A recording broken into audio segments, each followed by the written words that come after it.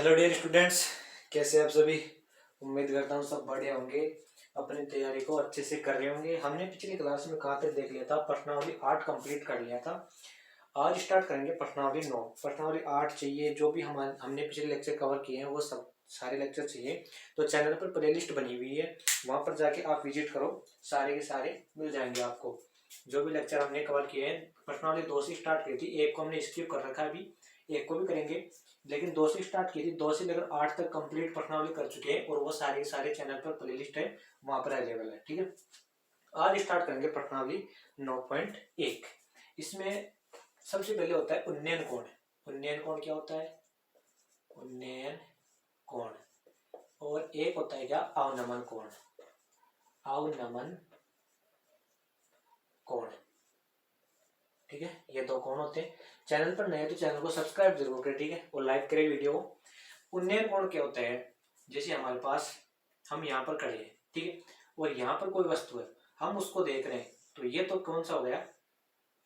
उन्नयन कोण, ठीक है। अगर हम ऊपर की तरफ देख रहे हैं तो कौन सा हो जाएगा? उन्नयन कोण। और अगर हम यहाँ पर है और वस्तु यहाँ पर है, ठीक है, हम यहाँ पर है, ऊपर है, और वस्तु क्या है? नीचे, और हम नीचे देख रहे हैं, तो वो कौन सा हो जाएगा? अवनमन कोण। अवनमन कोण। वैसे इनका खास कोई यूज है नहीं क्वेश्चन में। हम क्वेश्चन से स्टार्ट करेंगे। सबसे पहला क्वेश्चन देखते हैं, बहुत सिंपल है। क्वेश्चन नंबर फर्स्ट देखते हैं एक बार। क्वेश्चन नंबर फर्स्ट है, आपको स्क्रीन पर दिख रहा होगा। क्वेश्चन नंबर फर्स्ट है, सर्कस का एक कलाकार एक 20 मीटर लंबे डोरी पर चढ़ रहा है, ठीक है, जो अच्छी तरह से तनी हुई है और भूमि से सीधे लगे खंबे के शिखर से बंधा हुआ है। यदि भूमि स्तर के साथ डोर द्वारा बनाया गया कोण कितना है? 30 डिग्री है। तो खंबे की ऊंचाई ज्ञात करो। हमारे को डायग्राम भी दे रखा है, डायग्राम बनाते हैं। क्वेश्चन आपको स्क्रीन पर दिख रहा होगा, ये हमारा डायग्राम है। बहुत सिंपल है, बहुत सिंपल प्रश्नावली है, सबसे सिंपल प्रश्नावली है, मेरे को तो ये लगती है। कितना दे रखा है इसमें? 30 डिग्री, 30 डिग्री और 20 मीटर ये दे रखा है, कर्ण 20 मीटर, ठीक है। बी कोण समकोण है, ये कौन सा है? सी है, और यहाँ पर क्या है? ए है, ठीक है। इसमें क्या बोल रहा है? हमें किसकी ऊंचाई पूछी है? खंबे की ऊंचाई पूछी है। हमारे को क्या पूछा है? ए बी, ये कोई खंबा है, ठीक है, इसकी ऊंचाई मान लेते हैं क्या? एच मान लेते हैं, ठीक है। अब देखो, कोण का मान कितना दे रखा है? 30 डिग्री। आपने पिछली प्रश्नावली में पता किया होगा कि कोण के सामने वाली भुजा क्या होती है? लंब। तो ये तो क्या हो गया हमारे पास? लंब। और 90 डिग्री के सामने वाली भुजा कर्ण। अब एक बार ये देखो लाल बटा कक्का से कि लंब और कर्ण किस कोण में आते हैं? एल ए एल, के ए, ठीक है। ये हमारा क्वेश्चन नंबर फर्स्ट चल रहा है। लंब और कर्ण, लंब और कर्ण किस में आता है? साइन में, ठीक है, साइन थीटा में। तो क्या होता है? साइन थीटा बराबर कितना होता है? साइन थीटा बराबर होता है हमारे पास क्या? लंब बटा कर्ण, ठीक है। थीटा का मान कितना दे रखा हमको? 30 डिग्री। तो रखते हैं यहाँ पर साइन 30 डिग्री बराबर लंब का मान कितना है? एच ज्ञात करना है, तो उसको तो हम एच लिख लेते हैं, एच बटा, यहाँ पर लिखते हैं माना खंबे की ऊंचाई क्या है? माना खंबे की ऊंचाई, खंबे की ऊंचाई क्या है? एच मीटर है, एच मीटर है, ठीक है। एच और करंट कितना हमारे पास? 20 मीटर, 20, ठीक है। साइन 30 का मान कितना होता है? सारणी से देख के पता करो, कितना होता है? 1/2, 1/2 बराबर एच बटा 20। ये कट के कितना हो जाएगा? 10। एच बराबर कितना आएगा? वज्र गुणा कर दो, कितना आएगा? 10 मीटर। तो खंबे की ऊंचाई कितना है हमारे पास? 10 मीटर। बहुत सिंपल क्वेश्चन था, कुछ नहीं था। क्या दे रखा हमको? लंब दे रखा था, कर्ण दे रखा था। हमने पता किया कि लंब और कर्ण किस में आते हैं? साइन थीटा में आते हैं। तो साइन थीटा का फॉर्मूला लगाया, ठीक है। अगर आधार और कर्ण देता तो हम कोस लगाते, लंब और आधार देता तो हम टेन लगाते, और कुछ देता तो उसके हिसाब से हम लगा लेते, ठीक है। तो हमारे को लंब और कर्ण दे रखा था, तो साइन थीटा हमने लगा दिया। यहाँ पर साइन लाल बटा का फॉर्मूला आता होगा, नहीं आता तो पिछले लेक्चर देखिए, वहां पर हमने अच्छे से एक्सप्लेन कर रखे हैं ये, ठीक है। तो एच का मान कितना आ गया हमारे पास? 10 मीटर। तो ये हमारा क्वेश्चन नंबर फर्स्ट कंप्लीट हो गया, बहुत सिंपल सा था। अब देखते हैं क्वेश्चन नंबर 2। क्वेश्चन नंबर 2 हमारे पास, आंधी आने से एक पेड़ टूट जाता है, ठीक है, और टूटा हुआ भाग इस तरह मुड़ जाता है कि पेड़ का शिखर जमीन को छूने लगता है और इसके साथ 30 डिग्री का कोण बनाता है। पेड़ के पाद बिंदु की दूरी जहां पेड़ का शिखर जमीन से जुड़ता है 8 मीटर है, ठीक है। पेड़ की ऊंचाई ज्ञात करो। बहुत सिंपल है। जैसे मान लेते हैं हमारे पास ये क्या है? एक पेड़ है, पेड़ सीधा ही तो होता है, ठीक है। ये हमारे पास क्या है, पेड़ है। अब आंधी आई, आंधी आने के कारण ये क्या हो गया, टूट गया। जैसे मान लो यहाँ से टूट गया, ये पूरा था, यहाँ से टूटकर ऐसे गिर गया, ठीक है। मतलब अगर हम इसको, ये हमारे पास और जमीन से सोने लग गया, ठीक है। जमीन के साथ सोने कितना कोण बना रहे, 30 डिग्री कोण बनाने लग गया। ये 30 डिग्री कोण बनने लगा यहाँ से, ठीक है। अगर हम ये टूटे हुए वापस खड़ा कर दे तो यही तो है लंबाई, ठीक है। तो यहाँ पर है बी, यहाँ पर है सी, यहाँ पर है ए, ठीक है। तो पेड़ की कुल लंबाई क्या होगी, ए बी प्लस ए सी। मतलब ये पेड़ यहाँ से टूट गया, ठीक है, और ऐसे गिर गया, तो ए बी तो ये इतना था, और ए सी यानी कि ये, ठीक है। तो पेड़ की कुल लंबाई कितना हो जाएगी, ए बी प्लस ए सी। हमारे को पेड़ की लंबाई पूछा है तो लिखते हैं, माना पेड़ की लंबाई, पेड़ की ऊंचाई पूछ रहा है, ठीक है। पेड़ की ऊंचाई क्या होगी, पेड़ की ऊंचाई क्या होगी, बराबर ए बी प्लस कौन सी, ए सी, ठीक है। हमारे को ए बी और ए सी का मान चाहिए, ठीक है। और क्या बोल रहा है, पेड़ के पाद बिंदु से जहां पर छू रहा है वो कितनी दूरी पर है, 8 मीटर पर है। ये कितनी दूरी है, 8 मीटर है, ठीक है। अब देखते हैं ये क्या होगा, लंब, और ये क्या होगा, कर्ण, ठीक है। तो हमारे को ये भुजा भी चाहिए और ये भुजा भी चाहिए, तो एक बार लंब और आधार लेंगे, एक बार कर्ण और आधार लेंगे, ठीक है। तो सबसे पहले लेते हैं कौन सी, लंब और आधार। लाल बटा कक्का से देखो, लंब और आधार, लंब और आधार किसमें है, टेन थीटा में, ठीक है। यहाँ पर क्या आता है, टेन थीटा, टेन थीटा। तो लेते हैं, तो टेन थीटा बराबर क्या आएगा, टेन थीटा बराबर आता है हमारे पास क्या, लंब बटा आधार, लंब बटा आधार, ठीक है। तो टेन थीटा का मान कितना दे रखा हमको, 30 डिग्री, टेन 30 बराबर लंब का मान देखो, लंब का मान ए बी है तो हम ए बी की ए बी रख लेते हैं, ए बी बटा आधार का मान कितना है, 8, ठीक है।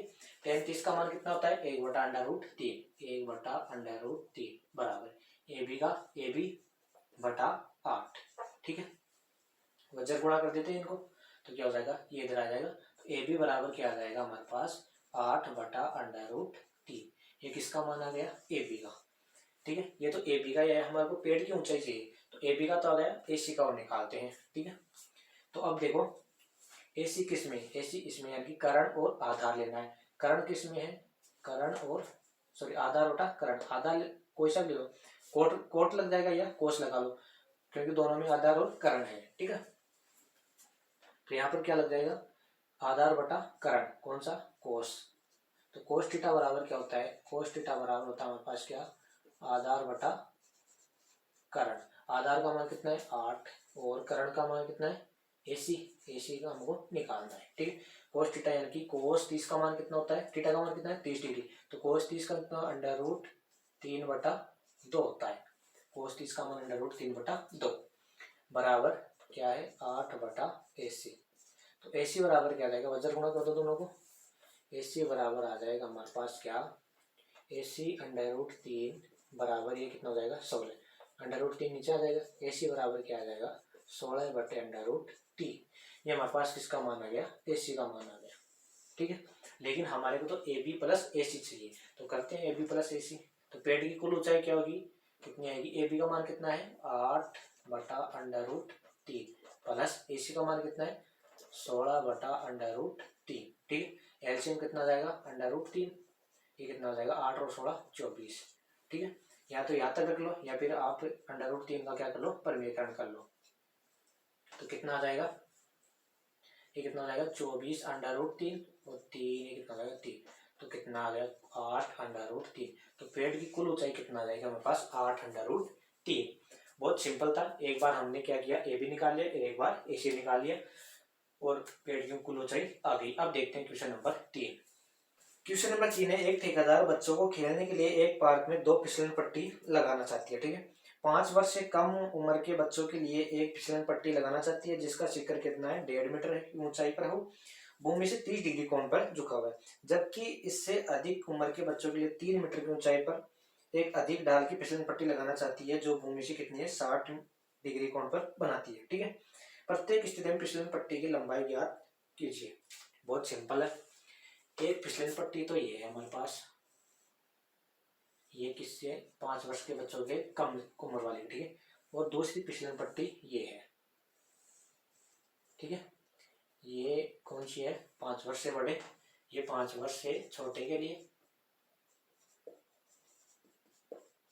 और ये 5 वर्ष से बड़े के लिए, ठीक है। 90 डिग्री तो होता ही है। ये कितनी ऊंचाई पर बता रहा है हमको, 1.5 मीटर ऊंचाई पर, ये 1.5 मीटर ऊंचाई पर है। और ये कितनी पर है, ये 3 मीटर ऊंचाई पर है, ठीक है। इसके साथ कितने 30 डिग्री का कोण बना रहा है, और ये कितने का बना रहा है, 60 डिग्री का कोण बना रहा है, ठीक है। तो हमारे को किसकी लंबाई पूछी है, इस फिसलन पट्टी की लंबाई पूछी है दोनों में। ये बी हो गया, ये ए हो गया, ये सी हो गया, इसमें मान लेते हैं डी ई एफ, ठीक है। तो हमारे को ए सी और एफ ई की लंबाई पूछी है दोनों की अलग अलग। ये क्या होता है, कर्ण, बहुत सिंपल है। ये भी क्या होगा, कर्ण होगा। अब देखो लाल बटा कक्का से लंब और कर्ण किस में आते हैं, लाल बटा कक्का किस में आते हैं, लंब और कर्ण साइन थीटा में। तो लगाते हैं साइन थीटा बराबर क्या होता है, साइन थीटा होता है लंब बटा कर्ण, ठीक है। लंब का मान कितना हमारे पास 1.5, थीटा का मान कितना है 30 डिग्री, तो साइन 30 कितना हो जाएगा 1/2, 1/2 बराबर लंब का मान कितना है 1.5, और कर्ण का मान हमारे को फाइंड आउट करना है। तो AC रख देते हैं, AC, ठीक है। तो बराबर AC बराबर वज्र गुणा करो, AC कितना आ जाएगा यहाँ पर, AC बराबर आ जाएगा कितना 1.5 गुणा 2, कितना आ जाएगा, AC बराबर आ जाएगा 3 मीटर, ठीक है। तो 5 वर्ष के कम के लिए ये फिसलन पट्टी की लंबाई कितनी हो जाएगी 3 मीटर। अब देखते हैं 5 वर्ष से बड़ों के लिए। इसमें देखो, इसमें भी वही लंब और कर्ण दे रखा है, तो कौन सा लग जाएगा, साइन थीटा। साइन थीटा बराबर होता है क्या, लंब बटा कर्ण, जो दे रखा हम उसका ही फॉर्मूला लगाएंगे, ठीक है। लंब दे रखा और कर्ण दे रखा, तो लंब और कर्ण किस में आते हैं, साइन थीटा में। तो साइन थीटा कितना, थीटा का मान कितना है 60 डिग्री, तो साइन 60 का मान कितना होता है √3/2, √3/2 बराबर लंब का मान कितना है 3 मीटर, और कर्ण का मान निकालना है, इसको क्या रख देते हैं हम FE, ठीक है। तो ये कितना हो जाएगा 3 दूना 6, वज्र गुणा करो, वज्र गुणा √3 FE बराबर क्या हो जाएगा 3 दूना 6, FE बराबर कितना आ जाएगा 6/√3, √3 का परिमेयकरण कर दो, √3 गुणा √3, ठीक है। तो कितना हो जाएगा 6√3/3, ये कट के कितना आ जाएगा 2√3। तो इसकी लंबाई कितनी आ गई हमारे पास 2√3, और इसकी लंबाई कितनी होती है हमारे पास 3 मीटर, ठीक है। तो ये हमारे पास इसका आंसर हो गया, बहुत सिंपल था, कुछ नहीं है क्वेश्चन में, ज्यादा कुछ है नहीं। अब देखते हैं क्वेश्चन नंबर 4। क्वेश्चन नंबर 4 है, भूमि के एक बिंदु से मीनार के पार बिंदु से 30 मीटर की दूरी पर मीनार के शिखर का उन्नयन कोण कितना है 30 डिग्री, तो मीनार की ऊंचाई ज्ञात करो, ठीक है। ये हमारे पास कोई मीनार है, ठीक है, ये क्या है मीनार है, और भूमि के साथ मतलब मीनार के पाद बिंदु से दूरी कितनी है 30 मीटर, ये मीनार का पाद बिंदु है, और यहाँ पर कोई है उससे दूरी कितनी है 30 मीटर, ठीक है। और मीनार के शिखर का उन्नयन कोण है, उन्नयन कोण कितना बना रहा है 30 डिग्री, उन्नयन कोण कितना बना रहा है 30 डिग्री बना रहा है, ठीक है। तो अब बताओ इसमें क्या पूछ रहा है, मीनार की ऊंचाई ज्ञात करो। ये मीनार की ऊंचाई वो हमारे ज्ञात करनी है, इसको मान लेते हैं क्या H, ये B हो गया, ये C हो गया, ये A हो गया। तो लिखते हैं माना